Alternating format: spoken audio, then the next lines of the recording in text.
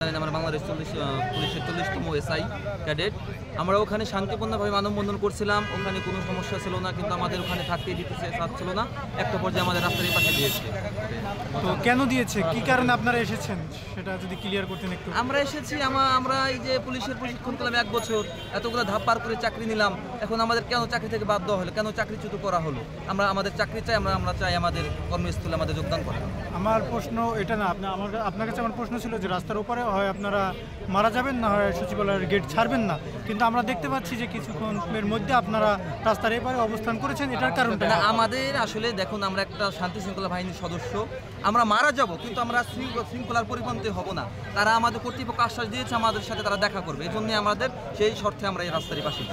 আইন শৃঙ্খলা বাহিনীর সদস্য হিসেবে আমরা যেহেতু জানি যে সচিবালয়ের আশেপাশে ফ্রন্ট গেটের দিকে আর কি 144 ধারা নিরাপত্তাজনিত কারণে 144 ধারা জারি থাকে। তো সেই নিরাপত্তার স্বার্থে আমাদের আরও ঊর্ধ্বতন কর্মকর্তা যারা আছেন তারা আমাদেরকে বললেন যে নিরাপত্তার স্বার্থে আমরা যদি সচিবালয়ের যে মূল ফটকটা সেটা যদি ছেড়ে দিই সেক্ষেত্রে নিরাপত্তার জন্য সুবিধা হবে। আমরা সেটা বিবেচনা করেই আমরা সবাই রাস্তার এই বিপরীত পাশে চলে আসি। আর কোনো ধরনের যদি অ্যাকশন নেয় তখন আপনাদের? আমরা তো আসছি মরতে, এখানে যে আসেন নেন মারেন, আমাদের তো আর কোনো ই নাই, আমরা তো মরেই আছি, আর কতবার মারবে?